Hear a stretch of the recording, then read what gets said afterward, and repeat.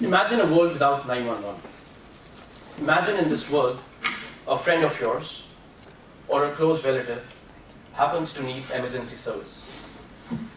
How will you call an ambulance? This is a question that millions of Indians ask themselves every day. It's a question I asked myself when a friend of mine broke his knee and needed to get to a hospital. We took him on an auto rickshaw or a tuk-tuk. It's a question that Antoine asked himself when he was in Rajasthan in India working on a project. Unfortunately, one of his employees died because the ambulance did not reach on time. The emergency medical service in India, the system, is broken. It takes 45 minutes for EMS to arrive. 75% of patients do not use EMS, and 30% of the patients are dead on arrival. We are the team Stand Plus, and our objective is to streamline ambulance networks in the emerging world. I am Prabhdeep, with experience in healthcare in India, Antoine, with experience also in India for 4 years in large operation projects, and Jose, who is our CTO and geospatial analytics expert, previously in McKinsey. Let's talk quickly about the big problem. The current model depends on patients trying out multiple ambulance systems. So our friend David here, instead of calling out to the closest ambulance, actually goes out to 2 different modular ambulance systems that exist and gets an ambulance that is 30 to 40 minutes away, because there's no overarching system that can dictate that the closest ambulance reaches him. This process is long, complex, and prone to human errors because of demand-size problems. Some of these are, there's no single dispatch, as I said, the caller has no ambulance location information, long waiting times, and street addresses are not postal code but landmark based, no idea of ideal hospital destination, and no idea of ambulance charges. There are problems that exist on the supply side too, like high cost of ambulance acquisition, high cost of emergency number advertisement, covered area limited by ambulance availability, and low asset utilization. It takes an ambulance 24 hours of waiting to get 3 to 4 calls. Let me encapsulate this problem in a snapshot. This is India's biggest Yellow Pages directory. There are over 300 listings for ambulances in Mumbai alone. You can see here ambulance services near Mumbai Central. These are different qualities of ambulances available, and this is the number you have to call. A 10-digit number to get an ambulance. You have no clue of the ambulance location, and you have these ratings that are easily manipulated. What is the solution? What is Stand Plus doing? We aggregate independent ambulance systems onto one single platform so that our friend is able to reach the closest ambulance and go to the closest hospital, because instead of going through multiple systems, all this person does is reach Stand Plus. We have multiple interfaces for ambulances, the ambulance owners, the hospitals, and the patients. The ambulance terminal has an app pre-installed in Android phones, pretty much like your Uber driver does. It provides geolocation, navigation. The patient terminal, the patient has web, app on iOS, Android, and a helpline. The patient is geolocated, and you can call the nearest ambulance, as I said. We also gave a system for fleet management to an ambulance dispatcher, which is accessible via web app or desktop. And there's a hospital terminal which informs the hospital of who is coming, when is he coming, when is she coming, and what are the symptoms and the treatment that has been provided on the way. All this is run by the Stand Plus engine. Jose, the CTO, our CTO, can speak more about it as and when needed. So this is a lot to do. How are we going to phase it? The day we land in India, we are going to start with weekly analytic report for owners, something that they really want, something that they've told us. We start in first 3 months, the first Stand Plus scheduled transfers. We don't take emergency straight away, rather we do scheduled hospital to hospital transfers. Within the first 6 months, we integrate with the hospital dashboard. Within first 9 months, we bring out a patient app. We do our first emergency in the first 10 months of launch. Human dispatching, that is a small helpline, is set up by the end of this year.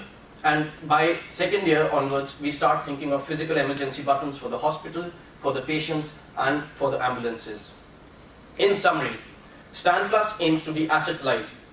We need to provide standardization of quality and experience, data analytics to determine hotspot, and we want to increase asset utilization for the owners. We will be present across platforms. We'll have one number across India. We will have local language support, and we will be connected at the back end with the hospitals. For emergencies, it will be free for the patient. For transfers, it will have standardized fares ensuring transparency. And we will have, once we consolidate the ambulances, consolidated purchases across providers of oxygen cylinders, of medicines, and of medical equipment. Let's speak about what have we done so far, what are our near future plans, and what is our go-to-market strategy. We spent 2 of our breaks in Mumbai to evaluate the market and test the prototype. This is us in Mumbai looking at the ambulances. This is us testing our prototype in a pilot. And this is us aggregating the results that we spent testing the system. All 3 of us are headed to India on 25th July and starting operations, already speaking to developers. Where have we reached? The specifications are ready. We are currently engaged with developers in India. India's best startup lawyer is on board. We are going to be a legal entity soon. First employee is currently being hired. We have an INSEAD internship program where we are inviting everyone who starts in November to December to come to India and work with us for 3 months. We have 70 ambulances and 1 hospital ready to partner. And if we get the 15K, we are also putting our own 15K. We've already spent around 3K euros on this. We will spend it on development. We will hire developers and 1 sales head, which will be an ongoing expenditure. We are bootstrapping and on rent. We will be able to, basis these projections, we will need to raise seed funding, but we will be able to survive 3 months. Our go-to-market strategy, as I said before, is first to go into a back-end consolidation, give a fleet management service to the ambulance owners, and eventually we start with standplus dispatching in phase 2. The market is large and untapped. We have 3 revenue streams, and we will generate comfortable returns from Mumbai alone. We will use these proceeds and proceeds of investments, further investments, to expand to top 10 cities in India, which increases our market exponentially. The 3 revenue streams are: 1, per ride fees. Asset utilization is 3 to 4 calls per day. Imagine being an ambulance owner. You have 4 ambulances. Your ambulances are sitting for 24 hours, 3 shifts, 3 set of drivers, 3 set of EMTs, and you get 3 to 4 calls a day. Why does this happen? Because of those 10-digit numbers that you saw. Because of the whole list that a patient has the ability to go through and does not. So we are able to generate, for every marginal call that we provide, 30 to 50%. Then the system that we give out will be on a subscription basis. We will give out the system for free, but charge per month fees. This is something that the ambulance owners are super happy to commit to, because we showed that it is possible to save up to 10 minutes to 12 minutes just by knowing where the patient is. The third is hospital subscription, and when we spoke to hospitals about this, they want to know who is coming. They want to know when is the person coming, because they are able to triage, they are able to prepare the bed, get the nurses, get the doctors, get the equipment ready for the patient. It saves them cost, and the patient does better if the hospital knows who's coming. Considering Mumbai independently, we are break even by the end of year 2. The key revenue growth drivers being number of ambulances on board and increased daily ambulances rotation after.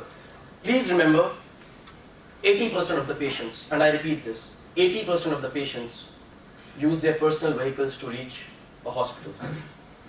Imagine a family member having a heart attack or breaking a hip, and it has happened to one of the richest families in India. The grandmother broke the hip, and they took 1 hour for the ambulance. It took 1 hour for the ambulance to arrive. Imagine having your family member with a broken hip wait for an ambulance. Imagine going through this question whether you should lift her up and put into the car's back seat. We want to tap the market that uses personal vehicles, that uses the rickshaws and the taxis. That's the market we are going after. The profits that will be generated in Mumbai will be used to expand in top 10 cities. We have these cities, it's a huge potential just by looking at the population alone. We start in Mumbai and then we go to Pune next. We are happy to take your questions now, but there are other topics available in the backup, but this is not an India story alone. This happens in Africa, this happens in Eastern Europe, this happens in Southeast Asia. We start in Mumbai in a neighborhood, but our plan is to go across wherever someone waits for an ambulance. Thank you.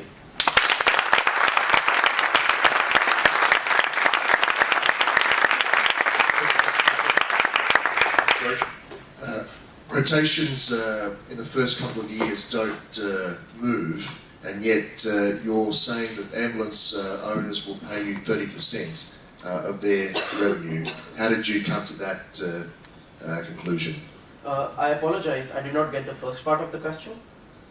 Your rotations in the first couple of years, according to your document, don't really move from 2.5 to 2.7, and yet an ambulance owner is going to give you 30% of his or her revenue per trip. Sure, so Antoine has worked on the projections, he has worked on talking to the ambulance owners, and he's the best person to answer this question. Antoine. So we talked to the ambulance owners in Mumbai, and basically their life currently is they sit on the bench in the street or maybe in an office, and they spend their entire day on the phone calling each and every ambulances that they operate, looking for what's the location, is the driver currently working, is he on a break, is he going to an hospital, or is he coming back to his base. So currently for them it's a nightmare. They spend hours running after their patients. So what we provide them is a simple system to just operate their fleet. And they told us that they are willing to pay for that. And the 30% margin that we've been presenting is something we've agreed with 70 ambulances so far. Right, Judge in Fontainebleau. Hello. My question is how you are going to make this service knowledgeable of your clients, because ambulance is something that you think when you are in an urgency and then it's too late. Sure. Before I give it to you, I have just a couple of points to make.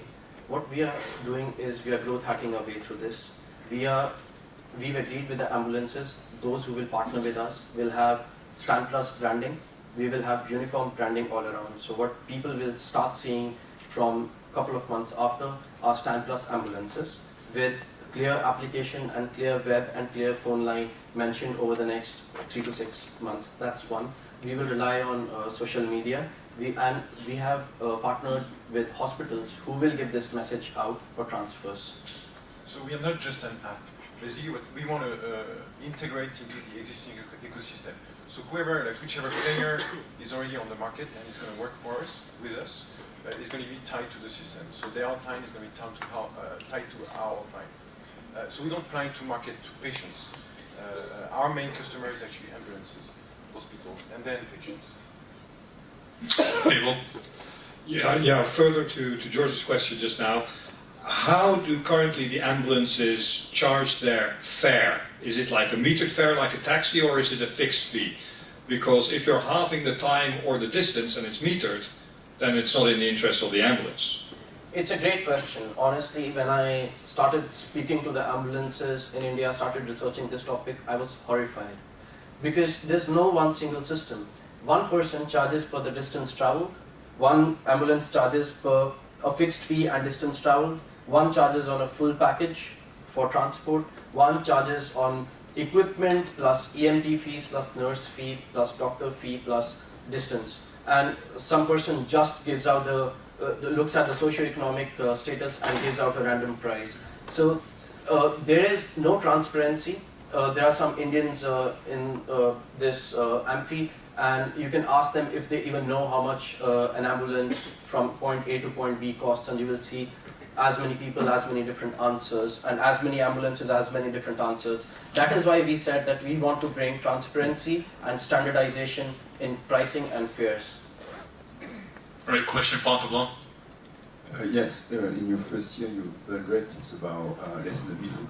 So what is your funding strategy, and how much money are you going to put personally into the venture?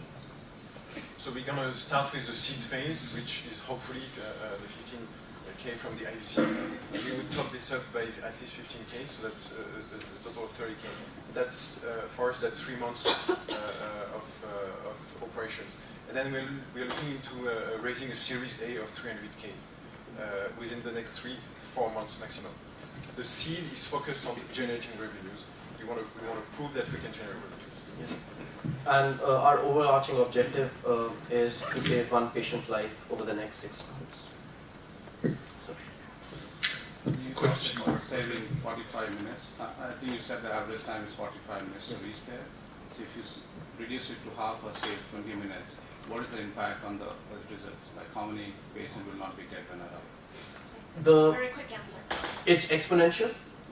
The WHO recommends 8 to 12 minutes. So even a 20 minutes is a stretch. But if you are able to bring it from 45 minutes to 20 minutes, we will see exponential number of patients saved. That number that we saw, 30% of patients dead on arrival, will go down significantly. Thank you.